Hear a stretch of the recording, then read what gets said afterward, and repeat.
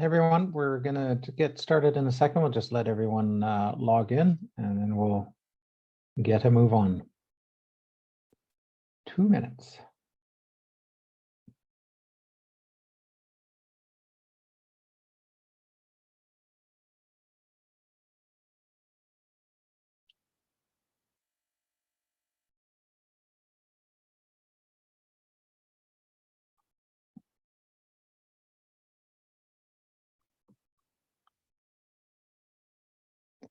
Okay, looks like we've got most folks here. I'll get started. I'm Tim. I'm sure I've seen or met most of you at some point in the last little while. I lead the Canadian Alliance to End Homelessness. Happy to welcome you to this pre-submission webinar on the National Conference on Ending Homelessness coming to Halifax, November 8th to 10th, 2023. We will just jump into it. Matthew, if I get you to advance the slide there, please. All right, so just before we get started, I wanted to do a quick land acknowledgement. I won't read everything on the screen there for you, but from coast to coast, we do acknowledge the ancestral territory of all the Inuit, Métis, and First Nation people that call this land home. I'm joining from Calgary, which is Treaty 7 territory in southern Alberta, home of the Blackfoot Confederacy, including the Siksika, Kainai, Piikani nations. Also home to the Tsuut'ina, the Stoney Nakoda Nation, and Métis Nation Region 3. And as we say on the slide in front of you, the Canadian Alliance to End Homelessness is committed to equity, dignity, justice, and belonging. And we are dedicated to serving equity-seeking communities as anti-racist, anti-oppressive, and inclusive allies. Thank you all for coming. I get you to advance the slide, Matthew. Really quickly, we will be going through a bit of some introductions of those on the line here from the Alliance and from Golden Planners. We're going to talk a little bit about CAEH23, have a bit of an overview of the concurrent sessions, submission requirements, some suggestions and tips, and some thoughts on developing a great presentation, and have a Q&A session after this. If you want to flip ahead really quickly, Matthew, I'll just get folks to introduce themselves. So starting with Andrew. Hi, everyone. My name is Andrew Burns. I use the pronouns he, him. And I'm the Director of Communications and Marketing for CAEH, and the conference organization comes under my portfolios, and I'm grateful to live on the unceded and ancestral territories of the Musqueam, Squamish, and Tsleil-Waututh here in Vancouver. Terrific. And Phil, most of you will know Phil. If you've been to a conference before, you've seen him running around. Oh, you're on mute, Phil. My name is Phil Ecclestone. I'm the president of a company called Golden Planners. We provide event management services. We provided event management services to the Canadian Alliance to End Homelessness since the first one in 2013. And we provide some of the back-end support to help the call for submissions process to work. Awesome. And Matthew. Good afternoon, everyone. I'm Matthew. I'm on the Squamish, Tsleil-Waututh, and Coast Nations with Andrew in what is colonially known as Vancouver. I'm so happy you've joined us, and we look forward to seeing you in Halifax this year and receiving your presentations.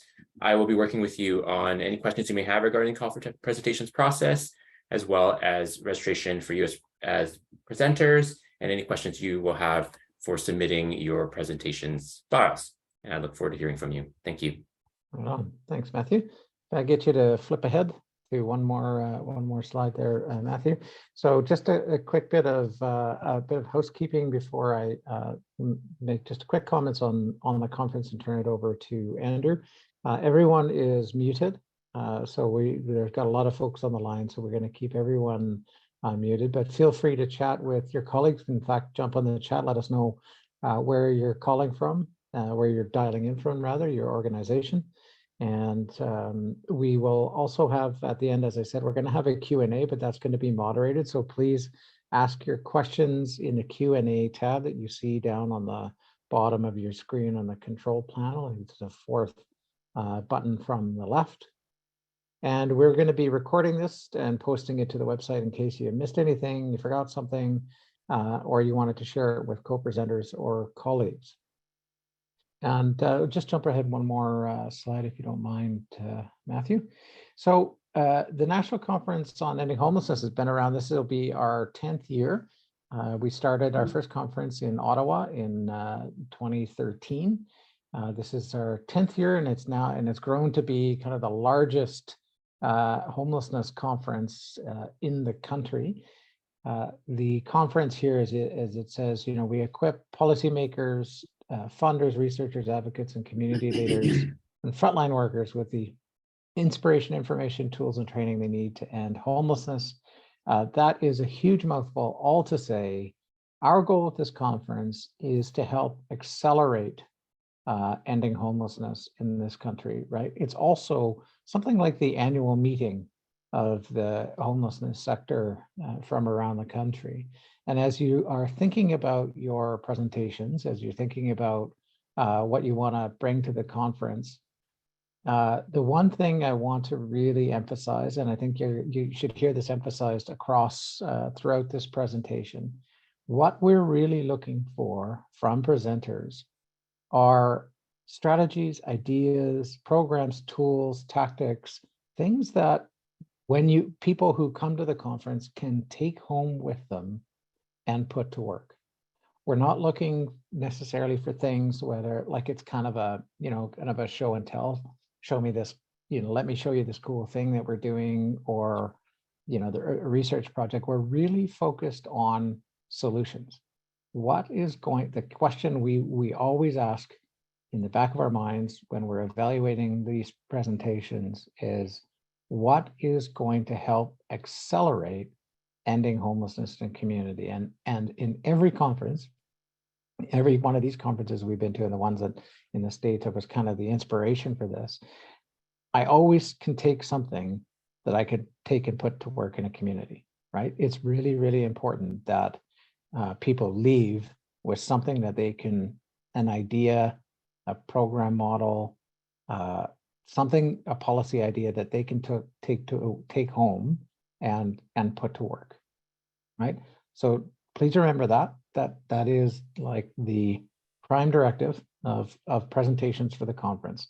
It's really important that they're solutions focused and that they're doable, actionable ideas, things that people can take with them. So with that, I'm going to turn it over to Andrew and let him take you through the rest of the presentation. Thanks all. Thanks. Andrew. Thank you, Tim. So as Tim mentioned, our goal of the conference is to accelerate progress on ending homelessness. And he said, every attendee should leave with those tangible skills and knowledge to implement in their own communities. And now I'll talk a little bit about the logistics of the actual conference and how to submit. So as you all probably know, the conference is from the 8th to 10th of November this year at the Halifax Convention Centre. And we're really excited to be in Halifax this year. We've already been working with a great local community there. And this fantastic almost brand new venue, and we're really looking forward to that. It's going to be a predominantly in-person conference, similar to all years apart from the pandemic year. And this year we're going to be including an on-demand option. So as opposed to last year, we had a virtual component where folks were participating live, largely because of the nature of the Atlantic time zone. It means that a lot of people would be starting their conference day at sort of 5 in the morning to attend. And by doing an on-demand option, that is available on the same day as the conference, people will still be able to participate in the conference virtually and gather all those lessons, but we'll be able to view the conference and the concurrent sessions on the same day, rather than a sort of live presentation. And the reason is that the conference software, you can only watch it live, and then there's a delay for a couple of weeks before they're uploaded. So we're really hoping that increases the accessibility of the conference, and also allows more people to attend at a lower cost. Over the course of the conference, we have 6 plenaries and a massive whopping 85 concurrent sessions across 16 streams, including a number of new streams this year, which we're really excited. So I'm not going to read through all of the streams that we've got because there are 16 of them, and they are all in the call for presentations, of course, but really wanted to highlight two of the new ones that we've got. First, we've got a new campaigning and advocacy stream. So that's really focused on folks who are working to do political campaigns and advocacy campaigns, philanthropy, fundraising, organizing, that type of work to end homelessness. So thinking about how can we change the public narrative? How can we change the political narrative around homelessness? And we also have a new separated stream this year on veterans homelessness. So the conference is occurring in Veterans Week, and the day after the conference is, of course, Remembrance Day. And the first day of the conference is National Indigenous Veterans Day, which we'll be acknowledging in our conference programming. So we wanted to really highlight that. And also, I also believe that the Improving Equity stream is also new this year, and that used to be called Unique Populations. But I realize on the slide deck, it is missing the new designation right on the front of it. So just to highlight those. Each of the sessions is made up of 3 to 4 15 to 20-minute presentations. So these are 90-minute concurrent sessions with a couple of different presentations grouped together. And those presentations tend to be complementary of each other. So we can have up to 4 presenters per session. Each session includes a 15-minute post-presentation Q&A, and there'll be a moderator to facilitate that. So the role of the moderator will be to welcome everyone into the room, make introductions, and to facilitate that question and answer session. Presentations will be recorded with a virtual component and be uploaded and viewable for all conference attendees and those participating virtually. And 40% of the sessions will also have simultaneous interpretation, and we'll base that on the language preferences indicated during registration. So folks who indicate that their primary language is French and want to attend these sessions or a certain set of sessions, they will get a higher priority for simultaneous interpretation. And now, in terms of the selection of presentations, each stream has judges that score proposals and select the presentations. These decisions are made by the stream leads and judges in partnership with the Canadian Alliance, and we'll make the final decision on all the presentations that are selected. So, just repeating again what Tim mentioned at the top, we're really looking for presentations that have a strong focus on ending homelessness and include the realization of the right to housing. But those presentations are solutions focused. They're actionable and they're innovative and interesting. They also need to be a high caliber, of course, and really focused on meeting the needs of communities, organizations, sector leaders, and workers in different stages on the road to ending homelessness. And we really hope that they provide new material or observations experience to conference participants. In terms of the actual form and what you're required to put in, now we're not expecting any full presentations for this, of course, but we're really looking for a detailed abstract and what your presentation or your proposal about what your presentation is going to be about. So we need you to identify the primary stream, like where does your presentation best fit? The language of your presentation. Most of the participants at the conference are English first. We have or bilingual, but if your presentation is in French, for example, we will provide simultaneous interpretation for that room specifically, so it's accessible. We ask for a presentation title. We hope that you can please keep it short because that will be presented in the actual conference program. What are the learning objectives of your presentation, and what do you want folks to take away? Please provide a detailed presentation description, and that's in fact the most important part of the application, because this is really where we judge your proposal. And also we also put some evidence. So how will this presentation help participants leave with the practical tools and to prevent and end homelessness?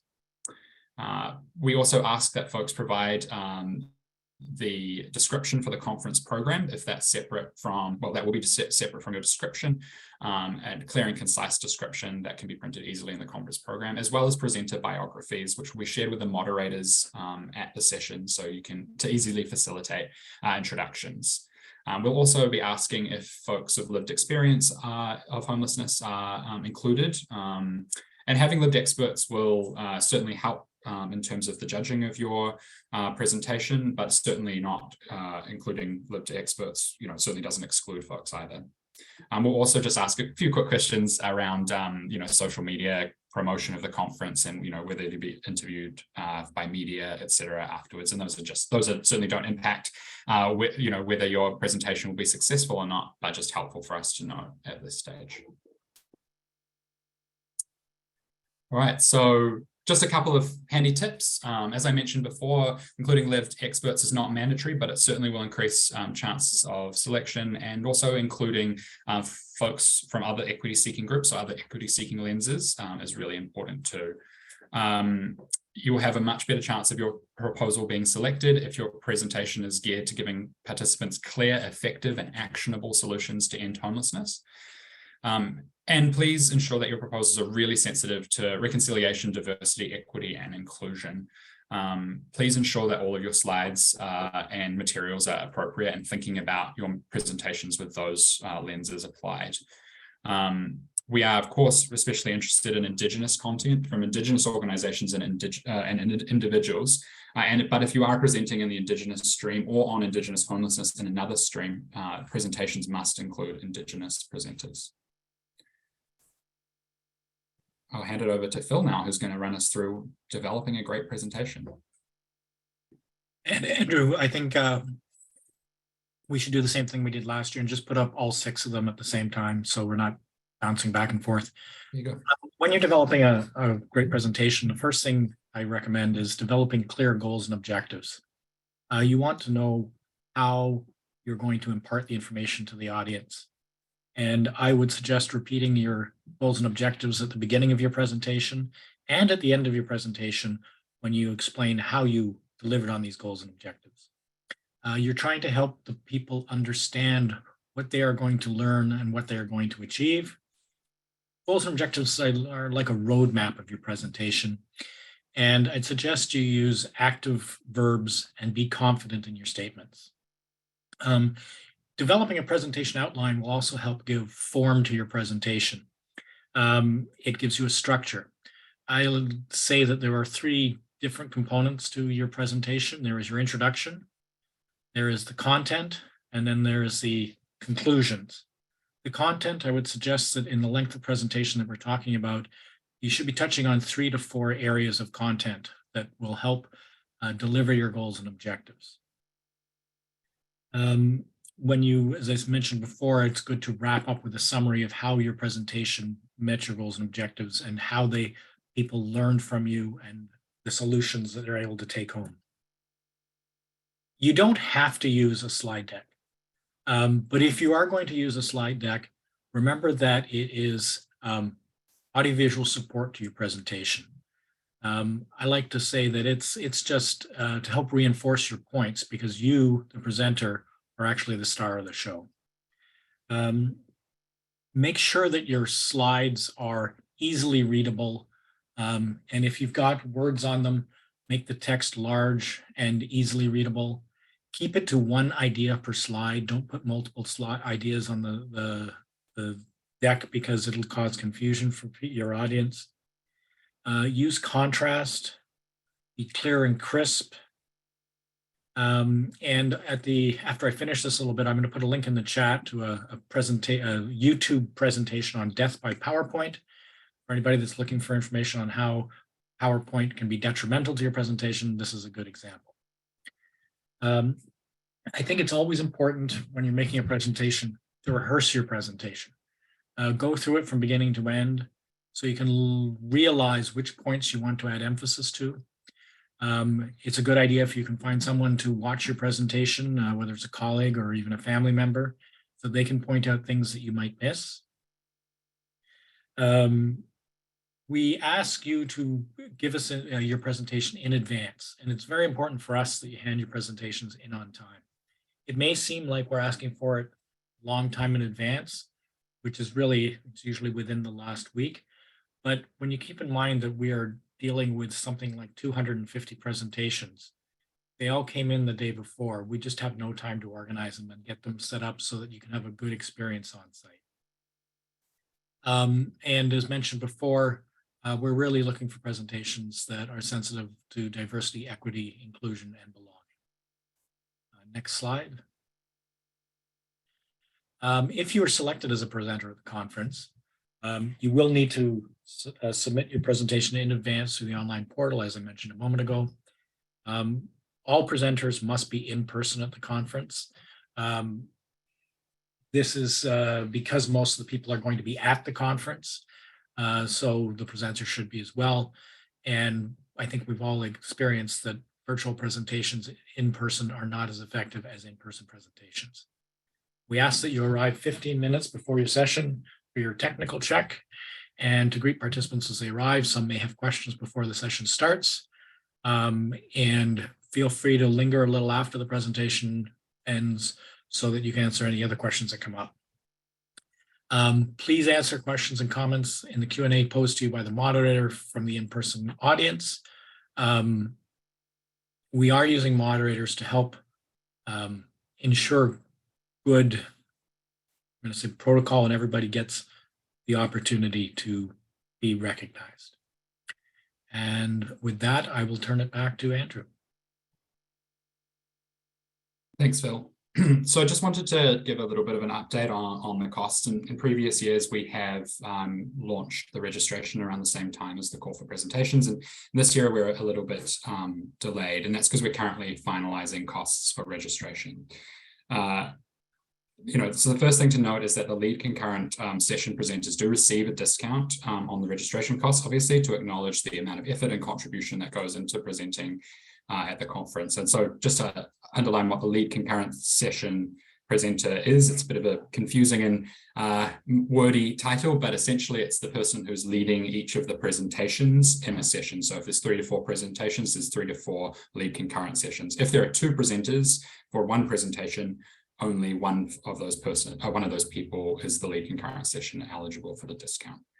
But as I said, we're currently finalizing costs for registration.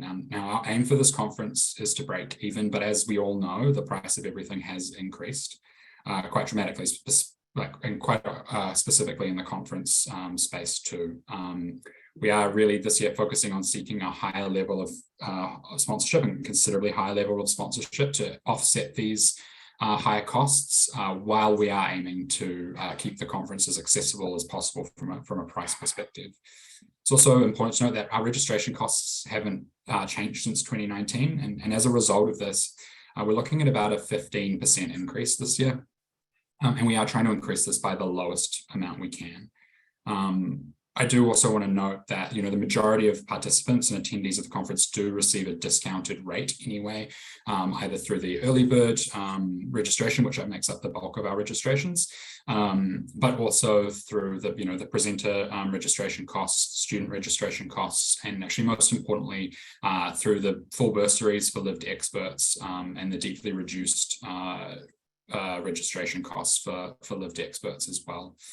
So unfortunately, we are looking at an increase this year, but that's unfortunately the reality of the world that we live in.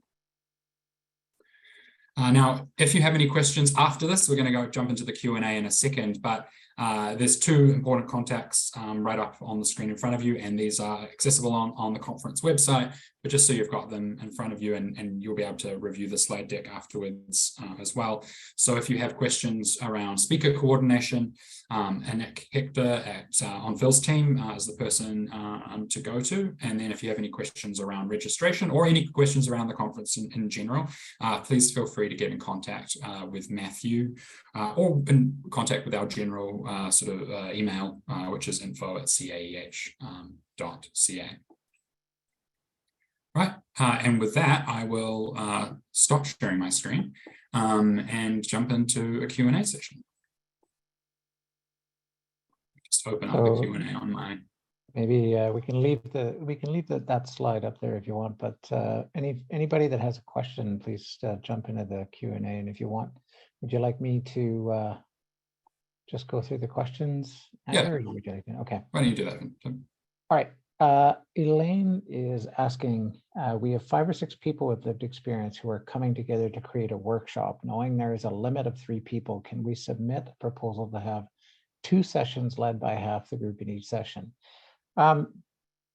So we are limiting the number to 4 for those presentation style sessions. So I wouldn't submit 2, but if you want to do something different format wise in terms of workshops, go ahead and submit it with 5 or 6 people, but just know we can only offer the lead concurrent session presenter to 4. But if these are folks with lived experience, we also have a special lived experience rate available to people with lived experience who are coming to the conference. The other thing that's worth noting is that if you require a different room setup, so if you want to do a workshop and you need the room set up differently, please let us know that in your submission, because that has an impact on how we can position or where we put your session. And we can't have the room moved around, have the stuff in the room moved around by people organizing the session, if that makes sense, because then it messes it up for later, costs us a bunch of extra money to reset it, and makes the convention center people grumpy. So if you don't mind, just let us know what you want to do. We're open to multiple different formats. Know that we have to limit the lead concurrent session presenters to 4, and we don't want to have really more than 4 presenters if you're doing presentations, because otherwise we end up going over time. So long answer to a short question, but we'll leave it there. Carrie is asking, what does the full bursary for LE presenters cover? Is it just registration?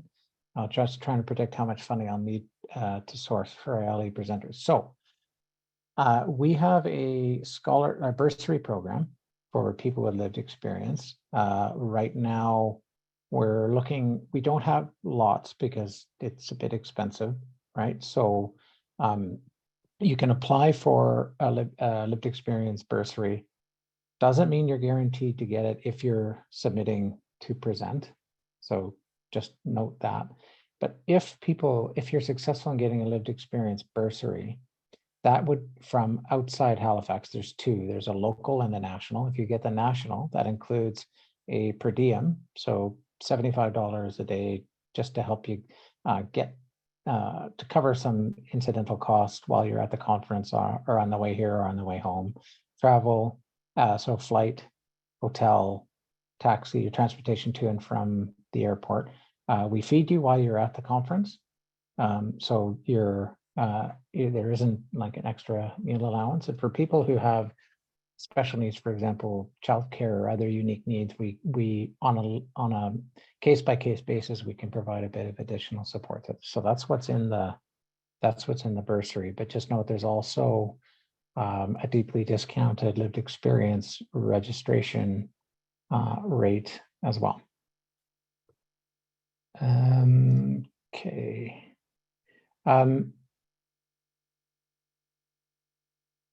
So is there information you can provide on how CAEH might be able to support presenters who have lived experience of being impacted by the criminal legal system in the past? That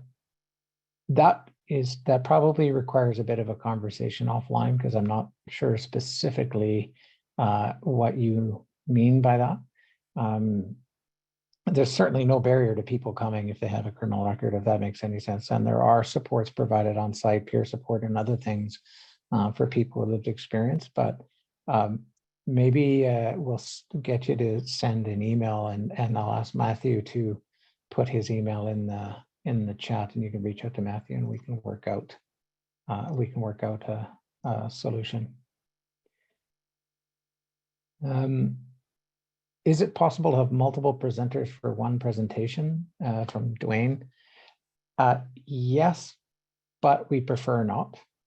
Just because if you have 4 presentations in an hour-and-a-half session and each presentation has 2 presenters, you end up with a session that goes too long. So remember, in an hour-and-a-half session, we're trying to have at least 20 minutes of Q&A available, right? So each presentation gets 15 to 20 minutes. And if too many presenters, our experience has been it goes over.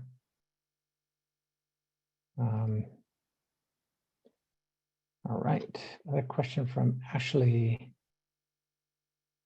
Are there any resources on presentations from lived experts?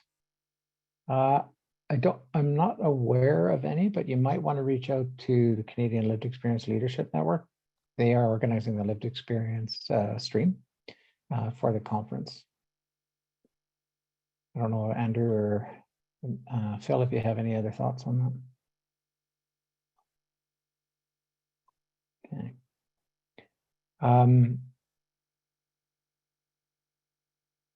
So Karen is asking, sorry, I didn't say that right. If we participated in the previous sessions, I'm assuming previous conferences meant, with a certain project in its earlier phase, can we submit a new presentation for 2023 with an updated version and a different aspect from it? Short answer is yes, but again, we're looking for things that are new. So what new are you bringing to it? It could certainly, as projects evolve and research evolves, there's going to be new information. So that can be certainly possible. Question here: are you open to have people lived and living experience share their story as a way of creating understanding and hope? I would say yes, but again, let's think about what do you want people to do with that story, and we'll find different ways for people lived and living experience to be engaged in the conference, and you might want to again reach out to the Canadian Lived Experience Leadership Network if you want to talk to them. Does involving a lived experience person require the person to be physically present? If you want to present, you need to be in person. But there's nothing stopping someone from developing a presentation that incorporates video or some other way of bringing that lived experience into the conference. We've had a lot of different formats and presentations and ways of bringing in that lived experience. So there's lots of different options there. Bernard's asking, we created a website to address the stigma of homelessness with a case study of that site. Build and the launch plan, which has been an interesting twist, be of interest. And I would say certainly could be. Yeah, go ahead and send it. I make no promises, but certainly feel free to send it in.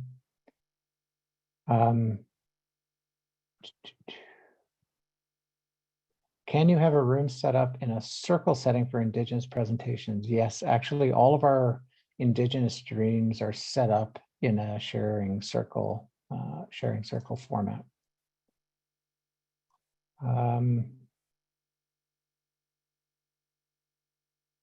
Mary Ellen is asking, can you define what a lived experience is as an Indigenous person? This could be defined in many ways. The way we are defining lived experience is lived experience of homelessness or lived experience of housing need and homelessness. But that is done on, I would say, done on the honor system. So we don't go and verify that in any way, really. It would be impossible to. So we're assuming that folks will be honest with us in that. So we're open to a conversation if you have any further questions. Okay, Olivia is asking, is rural or outside of Halifax within Nova Scotia considered local or non-local for the bursaries? I would say it's probably local, but submit anyway. So what often happens when we open our lived experience bursaries is we get applications to the national from people living locally, and we just sort of move those applications into the local bursary system. So yes, go ahead and just send it in. Just on that one, I think that the distinction would just be in terms of the accommodation and travel requirements. Yes. That would be required because the local bursary doesn't include accommodation and flights, but does include local transport. Mm-hmm. Perfect. Yeah. Okay, John is asking, I have a fresh idea posted on my blog regarding floating rents. Can that editorial or a derivative therefore be used? Yes, don't see why not. Katie's asking, myself and my coworker are working on presentation proposals that are connected. They are two separate presentations, but both covering different parts of the development of a project. We are wondering if we're able to connect the presentations so that both are able to be presented one right after the other, rather than combining the two presentations into one. It's too much for one presentation. So yes, you can. You can propose a full session, or you can just tell us that these sessions are linked, so that we, like when we're putting the sessions together, we can just make sure that the two presentations are together. So yeah, short answer is yes, you absolutely can. And Brett is asking that he wants to submit a presentation focusing on the implementation of harm reduction strategies in our shelters, hotels, and supportive housing sites to keep people who use drugs alive until they can obtain housing. I'm curious if you can suggest a stream. Healthcare and homelessness seems closest, but I'm open to suggestions. I would pick what's closest, Brett. And often what happens is we'll often move session proposals from one session to the next, depending on where they fit best. Because sometimes you'll get related topics submitted, and to create a session, we just move them around. So put it wherever you think it fits best. And I think that's just about it. We're looking, there's a couple of questions just on, on having specific extra rooms set aside. We have very limited space in the convention center. We typically use up every room in the place, and any other rooms cost extra, and we're already running a pretty tight budget. So it would have to fit within an existing concurrent session or concurrent session space. So here's this is actually a question, Andrew or Matthew. What are the timelines for hearing back? Which presentations are selected? I just can't remember off the top of my head the timeline. I think maybe the best person to answer that question. Is Matthew online still? Sure thing. So we will be giving an answer by approximately the end of May, beginning of June. And then we will need, as I posted earlier in the chat, final files by October 30th to those who are selected. And you will need to register by the end of September for the conference. Thanks, Matthew. Okay, Kelly is asking Kelly's saying, I'm presenting at the Rural Housing and Homelessness Conference this June with a presentation on how public libraries can support the social service sector and homelessness. Can I apply with a variation of this presentation? Do you see the value? Yeah, I mean, I think libraries are kind of like a community living room, aren't they? And can be an entry point to the homeless system. And we're seeing more and more engagement from libraries, and we've had a couple of presentations on that in previous conferences. So yeah, for sure, go for it. Samantha is asking, would there be any interested in eviction prevention programs? We have a program for people with hoarding behavior at imminent risk of eviction. Yes, short answer. Absolutely, that sounds like a very interesting idea. Is there a max word count submission proposals? Yes, I think Phil or Matthew can probably answer that one. There is a maximum amount. I'd have to go and look into the system as to what it is, so I'll go do that and I'll come back. Okay.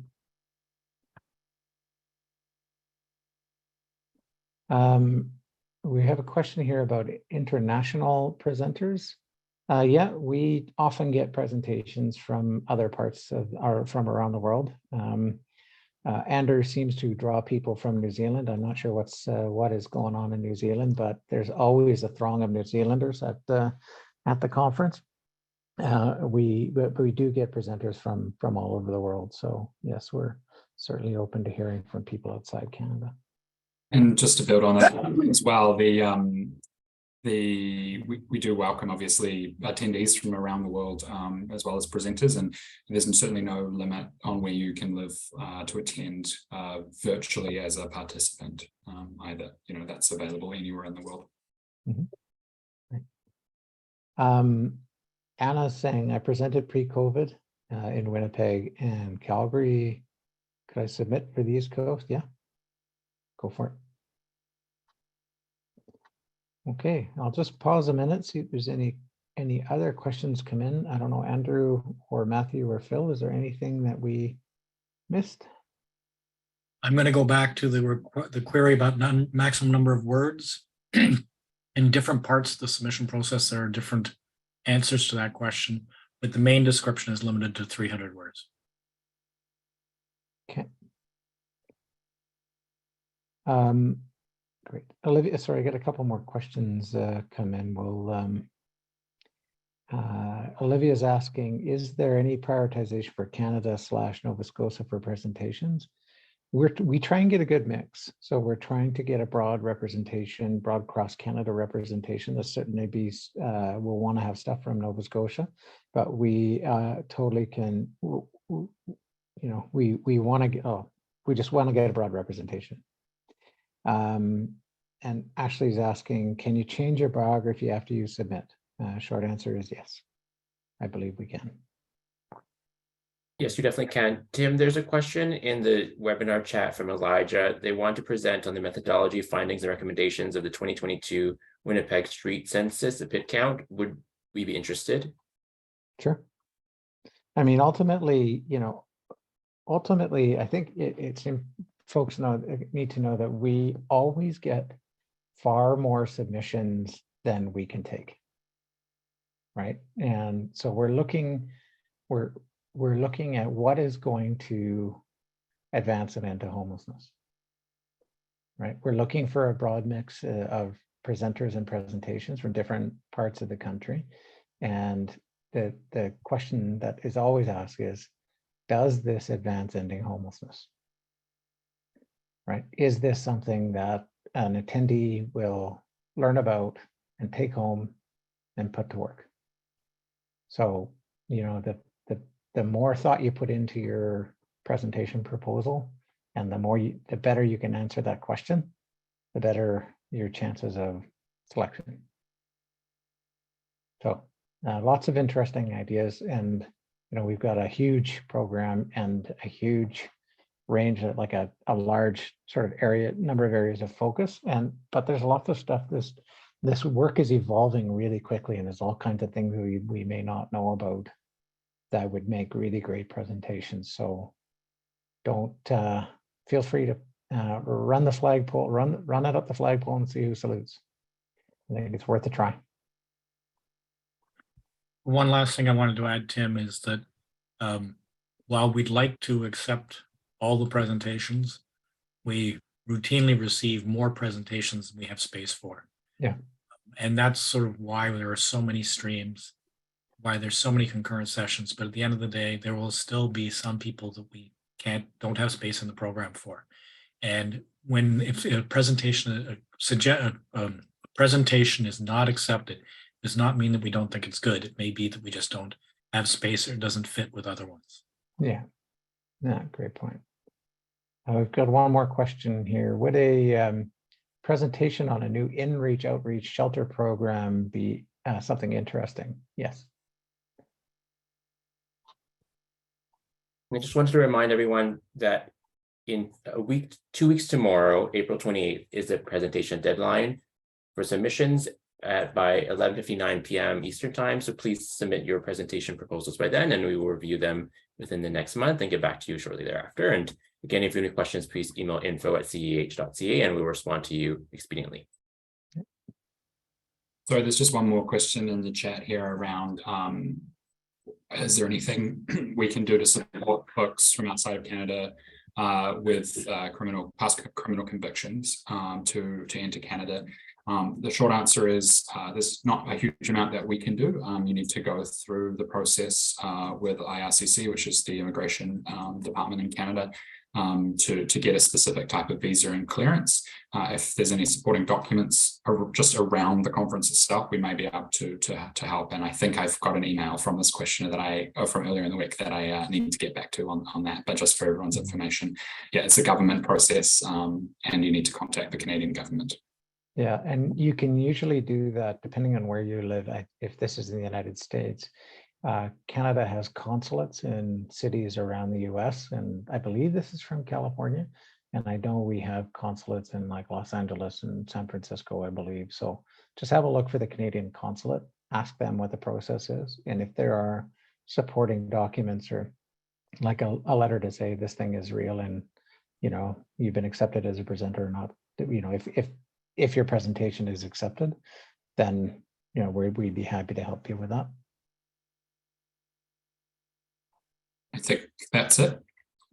By the looks of the chat and the questions. So thank you for everyone for taking the time today to join this webinar. We'll be posting it online, and we really look forward to seeing all of your wonderful presentation submissions in the next 2 weeks. Again, a reminder on the deadline, 11:59 p.m. Eastern on the 28th of April. Terrific. Well, I'm really looking forward to seeing everybody in person. In real life and in 3D and getting out of my basement.